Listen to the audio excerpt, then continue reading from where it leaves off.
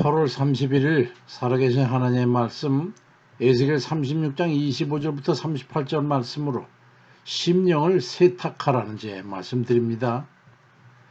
우리는 살면서 우선순위를 지켜 행해야 합니다.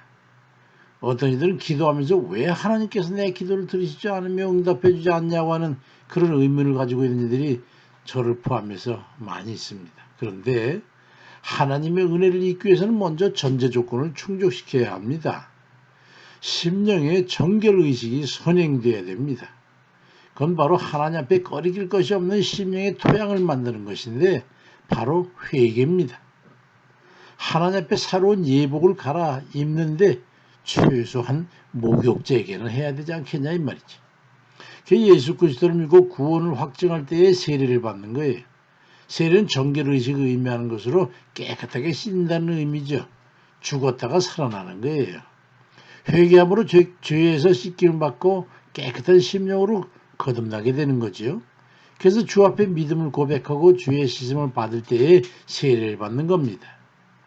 진정으로 그렇게 하고 나면 주께서 받으실 만한 심령이 돼가지고 도식적이 아닌 실제로 임하는 은혜를 깨닫게 되고 감사와 감동이 있는 그런 확신 가운데 거하게 되는 거지요. 회개는 뒤로 돌아갈 수 없는 배수진을 치는 것과 같은 겁니다. 죄를 깨닫고 회개하는 것은 예수 그리스도의 십자가 은혜를 받아들이는 데 분기점이 됩니다. 이전의 죄인으로서는 죽어지고 새로운 영을 힘있게 되는 거듭남의 분기점이 되는 거예요. 이전의 죄인된 삶으로 돌이킬 수 없는 거예요. 고린도후서 5장 10절에 그런 중 누구든지 그리스도 안에 있으면 새로운 피조물이라 이전 것은 지나갔으니 보라 새 것이 되었도다. 이전 것으로 갈 수 없어요. 그 다음에 찾아오는 것이 마음의 감동으로부터 오는 언행의 변화를 경험하게 되는데 에스겔 36장 26절에 새 영을 너희 속에 두고 새 마음을 너에게 주되 너희 육신에서 굳은 마음을 제거하고 부드러운 마음을 줄 것이며 또 내 영을 너희 속에 두어 너희로 내 율례를 행하게 하리니 너희가 내 규례를 지켜 행할지라고 말씀합니다.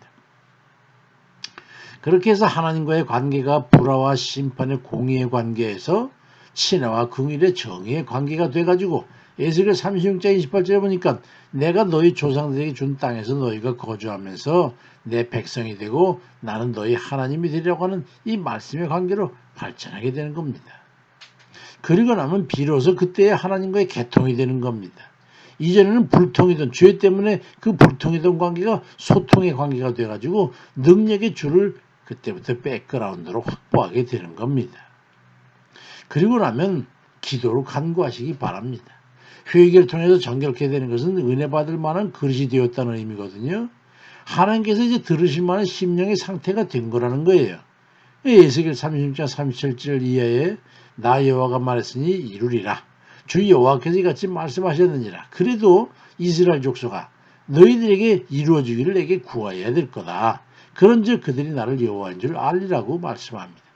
이제 하나님과의 관계가 회개를 통해서 됐으면 기도하라는 거예요. 여기 한 가지 교훈이 있습니다. 기도는 항상 회개를 기본으로 해야 된다는 거예요. 기도의 환경조성이라고 할 수 있죠.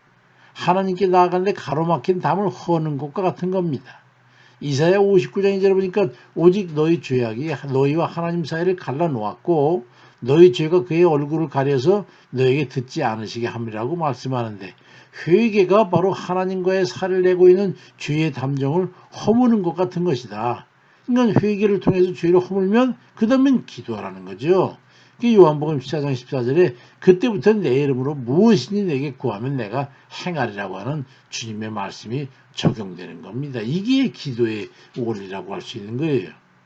그러니까 회개를 통한 심령의 세탁 과정을 중시해가지고 정결함을 입으면 그 다음에 하나님과의 친화적 관계를 통해서 기도의 응답에 능통한 그런 이들 삶이 되시기를 주의 이름으로 축원드립니다. 아멘입니다.